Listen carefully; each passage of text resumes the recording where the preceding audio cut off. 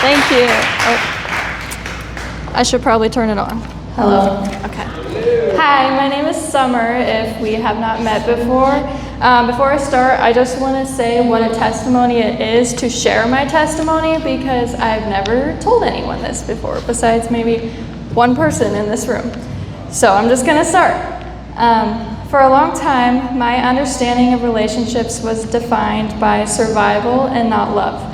I was born in South Carolina, but my family moved to Nebraska when I was 2 years old after my mom had survived severe abuse from my father. He put her in the hospital and she was nearly dead. Growing up, I went back and forth between their houses, but my father's house became a place of fear. Without my mom there to protect me, I became his target instead. I grew up being hit for the smallest mistakes, like accidentally spilling a glass of milk. If you've ever had a one-on-one conversation with me, you may notice that I struggle to keep eye contact and will look elsewhere. Sorry. This is because my dad used eye contact as a weapon. When someone is about to hit you, your natural reaction is to look away or turn your face away from them. I was forced to keep eye contact in these situations. Unfortunately, I still struggle with this, but it's something God and I are working on together every day. The summers were the hardest for me. I had to spend 6 weeks at his house with almost no connection to my mom because he strictly monitored our conversations. I couldn't go to friends' houses. I couldn't go out like my siblings did because they wanted, and by they I mean my dad and my stepmom, they wanted to avoid conversations about my injuries. My showers were timed, and if I was not done by the time the timer went off, I was punished. I was constantly told that I was seeking attention, that my struggles with my mental health due to his abuse were fake, and nobody actually deals with depression or anxiety. When my dad remarried, I hoped that things would change, but it only got worse. His new wife struggled with alcohol and took her jealousy of my mother out on me. One of those occasions, I was 12 years old. She abandoned me outside at night in North Omaha in the freezing cold of February. And if you know anything about North Omaha, it's scary, especially for a 12-year-old girl. In the cold of February, because I refused to get in the car with her while she was drunk, and I would not drive back home over an hour away. I was 12 years old. I didn't know how to drive yet. I sat in the dark for 6 hours. It was terrifying, but it saved my life. She crashed the car that night with my little brother inside. Because my entire childhood was filled with this trauma, I grew up never knowing what true respect or love looked like. That lack of foundation followed me as I got older. I ended up in a relationship with someone who mirrored my father.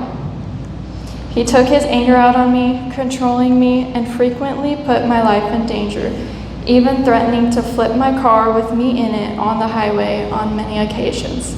I felt trapped, and for a long time, I thought I would never get out. Thankfully, after a few years, I found the strength to leave. But the trauma wasn't over. When I was 18, I went to a family reunion. I was having a really good time. I was really thankful to see my family that I hadn't seen in a long time. Sorry.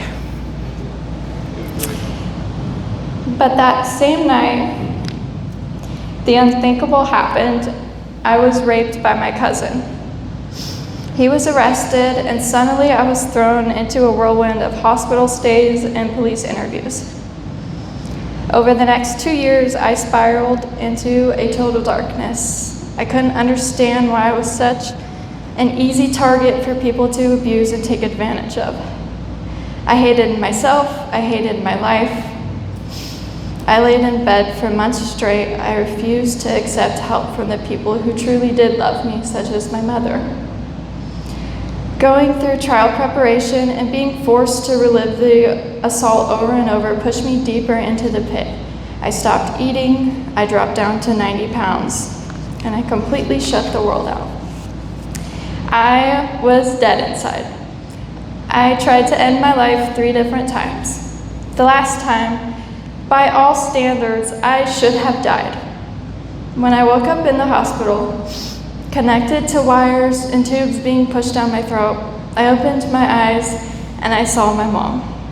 I put my poor mother through the ringer.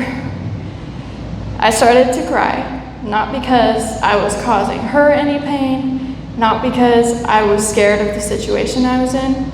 I cried because I was angry that I was still alive. I failed at killing myself.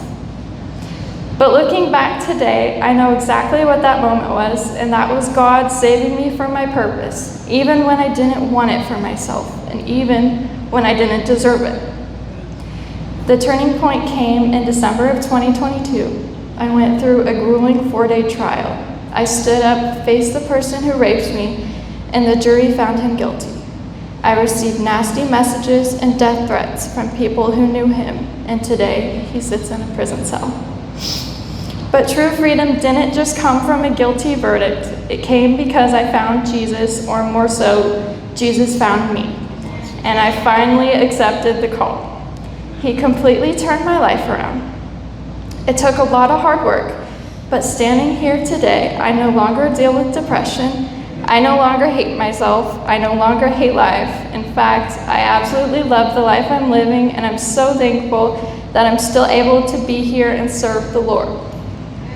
God has surrounded me with beautiful friends and family. I have a wonderful husband and 4 beautiful little girls that I get to raise every single day.